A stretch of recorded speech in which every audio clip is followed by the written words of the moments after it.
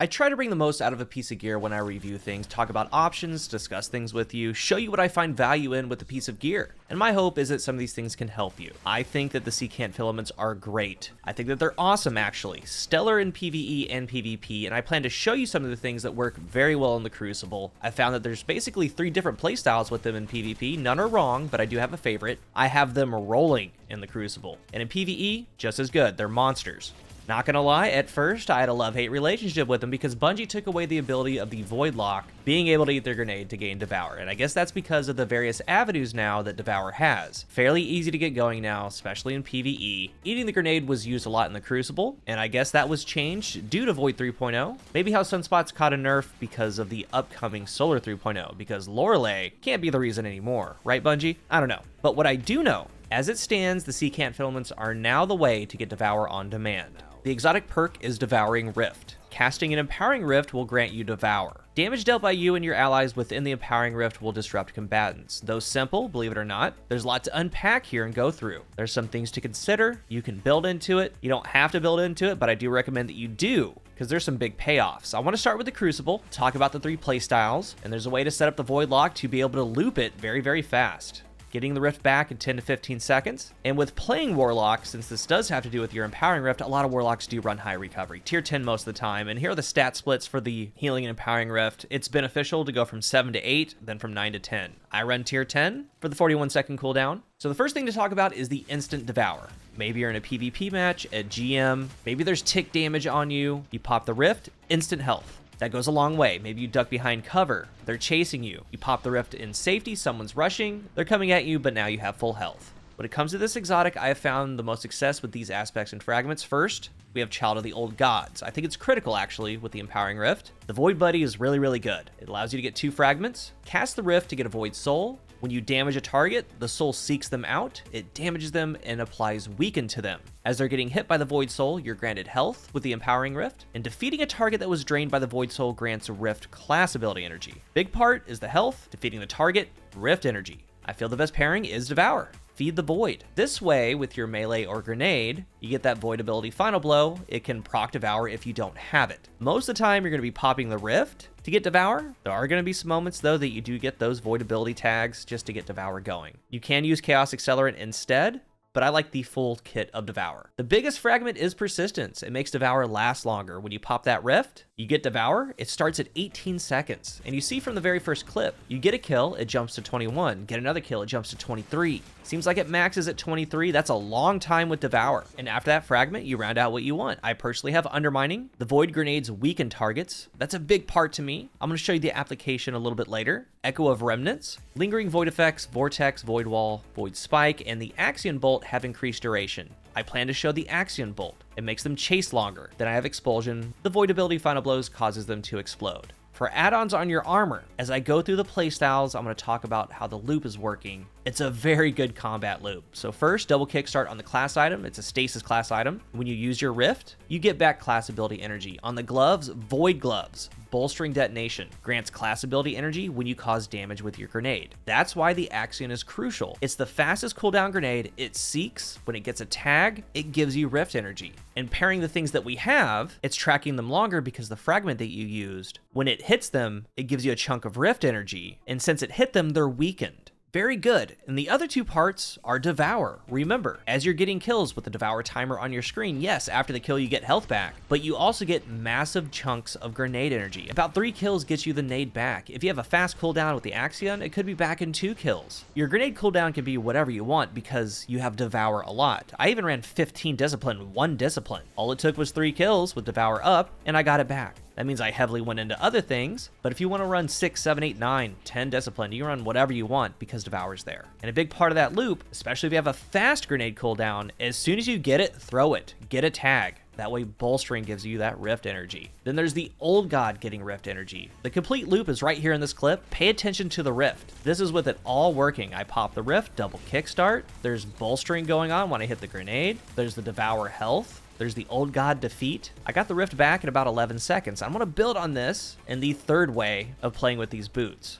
And for the 3 ways, it depends on you, what you like doing. It also depends on what weapon that you're using, but the first is to actually use the Rift with a powerful weapon. Pretty easy, right? Pop the Rift, use the Rift. First playstyle. You saw the DMT gameplay. I had a wee rant in that one. The Rift allows you to 2-tap with DMT, so I'm getting 2 taps with a health refresh. So any damage that I take while I'm just melting them with the 2-tap, it's instantly back. I can go on to the next enemy. And if it's in a group, especially if you're using that Rift, when you hit that first target, the old god goes on a mission. It seeks them out, it starts locking down the area, getting tags. Then you throw a grenade in the area, the Axion, to start seeking. It's a big lockdown and a lot of chances to get the Rift back. And a side note, the Rift does apply overload rounds to your weapons, and in PvP, it does disrupt them. Very, very small, like a frame. It will delay ability energy, even including the super. Very, very small, but it is there. And on their screen, they get the disruption buff for 5 seconds. There's even the little suppression thing over their head that they got hit by it. Moving on, things like Ace of Spades. Ace is incredible when you're inside that Rift because you get a kill, have immense Mori stacks,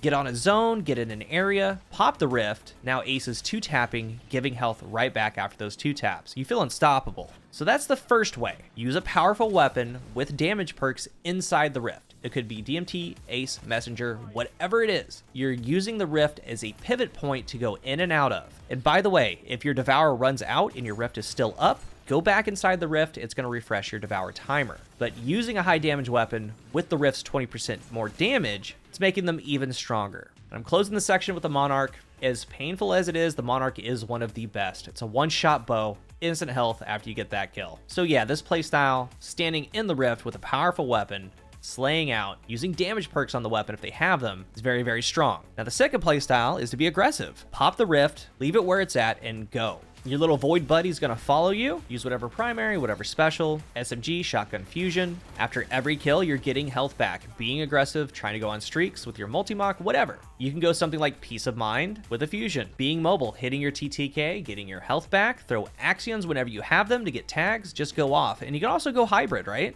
Use the Empowering Rift for the damage, leave the Rift when you want. And I found that I just stuck to each playstyle and then I started getting hybrid with it, and then I really appreciated what you could do and where you should be popping the Rift. So one game using something like DMT, Ace, Monarch, use it from that Rift. Then the next game, just pop it, grab Devour, and go. See the benefits of both. And then I found, just going back between them, you're going to find the right weapons that are for you, because the Monarch might not be for you, the DMT might not be for you. Maybe the last word is. Maybe it's Messenger or Peace of Mind. You're going to come up with a combo that excels for you while you're in the Rift, or if you have to leave it and you have Devour up. You can start slaying out with either weapon. Both aren't wrong, both are really, really good. But the third way isn't to use a pure damage weapon, but a Wellspring weapon. And as weird as that sounds, it makes a lot of sense. I want to come back to that clip. This Snorri has Wellspring on it. When you stack in Bolstering, Kickstart, Old Gods, and Wellspring, you're making things happen. Again, the Rift took about 11 seconds to get back. All of the things are stacking. Remember, with Wellspring, after you get a kill, you get 8% ability energy. It's divided between your uncharged abilities, but if the Rift is the only thing that's uncharged, it gets the full 8%.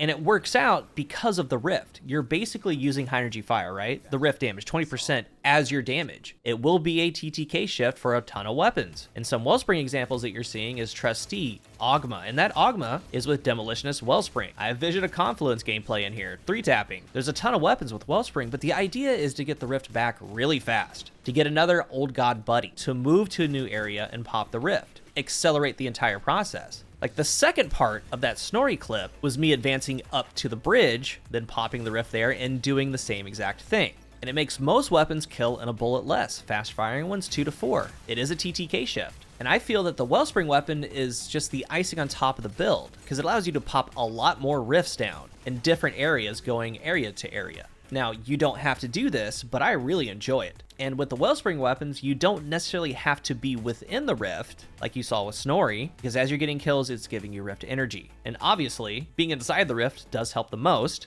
but you don't have to be. Wellspring weapons just work. I believe that this is a very good exotic for the Crucible. Building into it with these mods makes it 10 times better. At least I think so. Now, as far as pairings, with all this information, take what you want, leave what you want, make something of your own. A Devour Rift pop, then with the option to use the 20% more damage, is really, really good. I think that they're top tier in the Crucible.